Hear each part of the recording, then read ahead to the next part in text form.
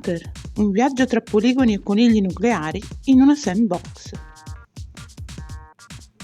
Anno 1991.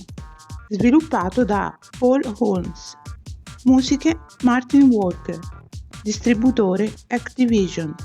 Genere 3D Action Adventure Sandbox Open World. Se dovessi scegliere solo 5 videogiochi da portare con me nell'aldilà, Hunter sarebbe sicuramente nella mia top 5. Questo gioco è un'esperienza straordinaria che ha saputo stimolare il punto G nel cervello di ogni videogiocatore misantropo dell'epoca, grazie alla sua grafica innovativa e a un vero e proprio trip sensoriale. Immaginate di essere catapultati in un mondo quasi deserto, costellato da isole altrettanto deserte, sparse come gemme abbandonate. Hunter è un frullato di sensazioni che, rivisto oggi, potrebbe benissimo essere classificato come un'esperienza liminale e hardcore dell'estetica Vaporwave.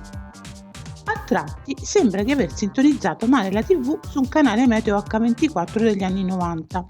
Poligoni grezzi che graffiano la retina e suoni così distorti da farvi sanguinare i timpani e sembrare glitch intenzionali. Eppure, tutto questo stranamente vi piacerà. Un precursore di GTA. Hunter è pura libertà, di movimento, di esplorazione e di caos. È il nonno di Grand Theft Auto e su questo non ci sono dubbi. Nel gioco impersonate un militare / agente incaricato di completare missioni che spaziano dalla distruzione di obiettivi a operazioni di spionaggio. Ci sono varie modalità di gioco che vanno dalla storia più completa ad una modalità leggermente più arcade. Ma attenzione, Hunter non è solo una sandbox open world, è anche un intrigante mix di tattica e spionaggio.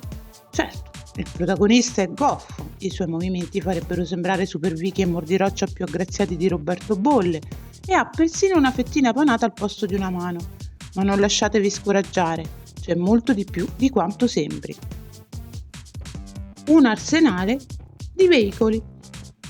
Avrete piena possibilità di movimento, entrando in edifici come basi militari, villette private e persino rifugi segreti.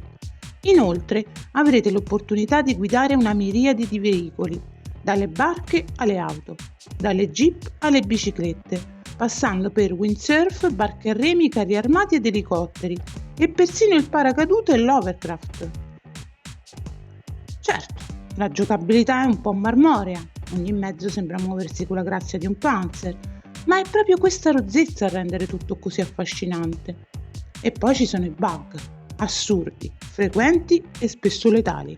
Calpestare un coniglio può portarvi a esplodere in un'esplosione degna di un film di fantascienza trash, mentre i conigli, per la cronaca, stanno benissimo. Ma paradossalmente questi glitch finiscono per diventare una caratteristica unica, più che un difetto. Atmosfere immersive. Tra i dettagli da lodare spiccano il ciclo giorno-notte e le atmosfere che cambiano in modo dinamico.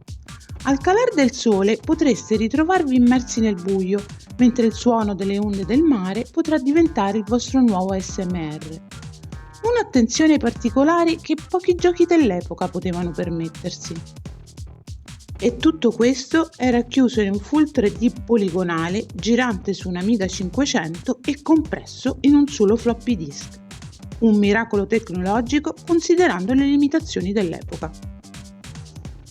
Un'esperienza imperdibile. Hunter è un maledetto capolavoro. Se siete feticisti della geometria solida e dell'estetica liminal vapor, dovete provarlo almeno una volta. Certo, non è perfetto, la giocabilità è rigida e le stranezze abbondano, ma è proprio questa unicità che lo rende indimenticabile.